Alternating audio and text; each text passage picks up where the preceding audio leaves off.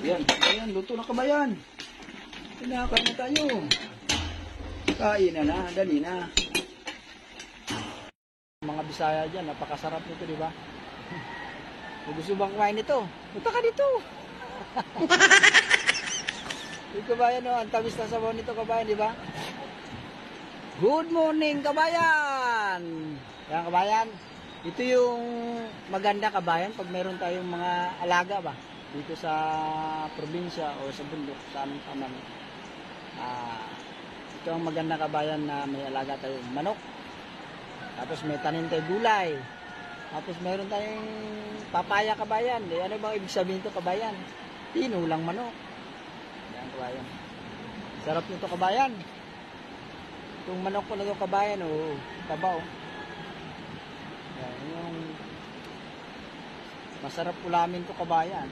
Dahil, ano to eh, yung native na manok. Tapos yung papaya natin, native din yung papaya, kabayan, pang gulay-gulay ba. Tapos meron tayong ito, malunggay, kabayan, organic itong gulay. Ito, masarap yung gulay ito, kabayan. Pakasarap nito mga gulay na ito, kabayan. Pag, ito, lagi natin kinakain, kabayan, maganda. Maganda sa katawan. Tapos itong papaya, pahinugin natin, kabayan. Pwede natin isama sa diet natin. Lalo na sa may mga ano, kabayan, yung high blood ka, kabayan ba. Kailangan kumakain ito hinog kasi pag dumumi ka sa umaga, maganda yung pagdumi mo, kabayan.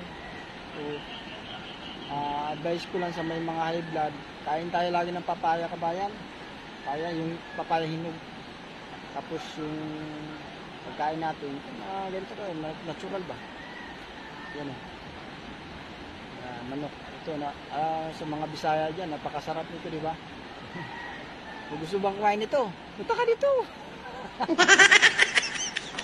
Yung kabayan, no, ang tamis na sabaw nito, kabayan, di ba?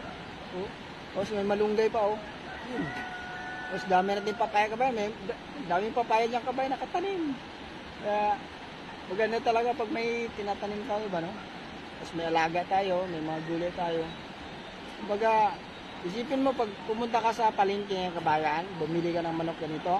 Nako, napakamahal ng manok ito, kabayan, lalo sa Manila, kabayan. Mas mahal itong ganito, kabayan, kasi native to. Ito yung talagang dapat kinakain ng manok, kabayan. Yung makawala lang ba, yung paikot-ikot lang sa gilid ng bahay natin, sa garden, makain sila ng mga natural. Tapos may aluan natin papaya at malunggay. Ito, kabayan, bihira ka makabili nito, kabayan, makabili ka lang, kagaya ko sa akin, may mga alaga, pwede kang bumili ng ganito. Kung doon sa palengke, mahirap hanapin sa Manila ko, siguro sa probinsya ba? Yung mga probinsya ba, yan, nakakita ka, pero kung sa mismo sa palengke, mahirap hanapin. Kaya, pag ganito, kagaya ko, may ako mag-garden, may alaga ako man ng kabayan, nakakatikim ako ng ganito mga pagkain, kabayan, napasarap ng pagkain mo. Yung mga natural lang, kabayan. Natural lang yung pagkain natin sa pang-araw-araw. So, dito to sa bubong, kabayan, sa bubong ng bahay, kabayan. Mga kabayan, mga papaya, ibang papaya, kabayan. Papaya, diba? Dahil papaya, kabayan. Marami tayong tanim papaya, kabayan.